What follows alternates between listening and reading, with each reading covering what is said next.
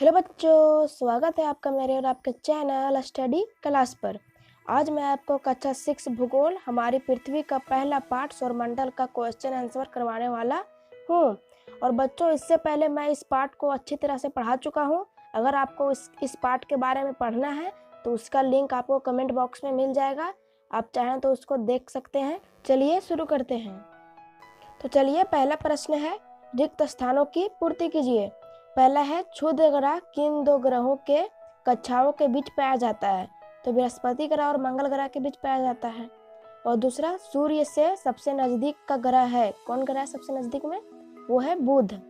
और सौरमंडल का सबसे बड़ा ग्रह है, कौन सबसे बड़ा ग्रह है? बृहस्पति। और चौथा है, ध्रुव तारा से हमें दिशा का पता चलता है, कौन सा दिशा का पता चलता है? उत्तर दिशा का। चलिए, प्रश्न नंबर 2 में है, सही उत्तर को चिन्हित करके लिखें। तो पहला है, सूर्य का तीसरा सबसे नजदीक ग्रह कौन सा है? तो वो है पृथ्वी। और दूसरा है, सूर्य से पृथ्वी पर प्रकाश आने में कितना समय लगता है? तो 8 मिनट का लगभग समय लगता है। और तीसरा में है, पृथ्वी का आकार कैसा है? तो कैसा है? भू-आभ।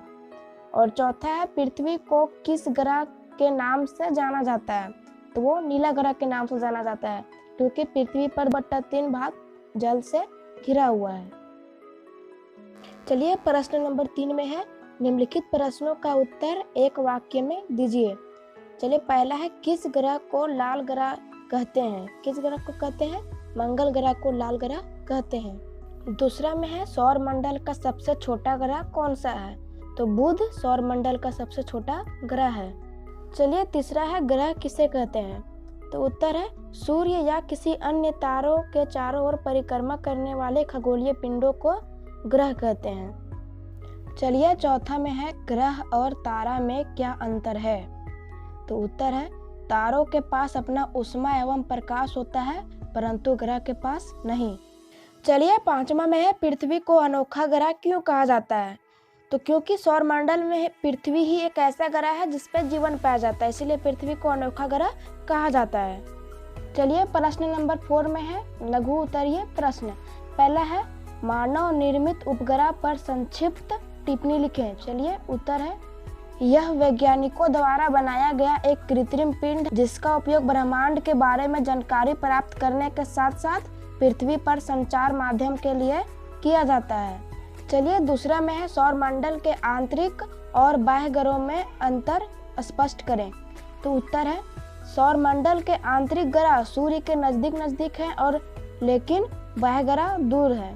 और आंतरिक ग्रह चट्टानों से बने हैं, परंतु बाह्य ग्रह गैसों के बने हैं। चलिए, प्रश्न नंबर 5 में है, अंतर बताएं। पहला है, पूर्णिमा और अमावस्या। तो उत्तर है, जब हमें चंद्रमा का पूरा भाग दिखता है तो वह पूर्ण चंद्रमा वाली रात पूर्णिमा कहलाती है, लेकिन जब चंद्रमा का काला भाग पृथ्वी की तरफ होता है तो इसे अमावस्या कहते हैं। चलिए, दूसरा में है, ग्रह और उपग्रह। तो उत्तर है, किसी तारों के चारों ओर परिक्रमा करने वाले खगोलीय पिंडों को ग्रह कहते हैं, लेकिन किसी ग्रह के चारों ओर परिक्रमा करने वाले आकाशीय पिंडों को उस ग्रह का उपग्रह कहते हैं। चलिए, प्रश्न नंबर 6 में है, कारण बताएं। पहला है, पृथ्वी एक नीला ग्रह है।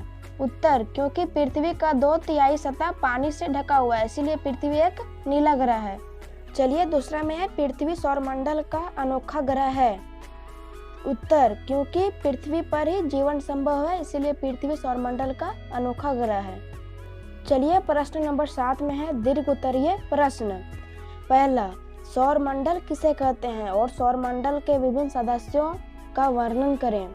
उत्तर है, सौरमंडल में सूर्य और वे खगोलीय पिंड सम्मिलित हैं जो इस मंडल में एक दूसरे से गुरुत्वाकर्षण बल द्वारा बंधे हैं और किसी तारे के इर्द गिर्द परिक्रमा करते हुए उन खगोलीय वस्तुओं के समूह को ग्रहीय मंडल कहा जाता है जो अन्य तारे ना हो, जैसे ग्रह, बौने ग्रह, प्राकृतिक उपग्रह, क्षुद्र ग्रह, उल्का, धूमकेतु और खगोलीय धूल।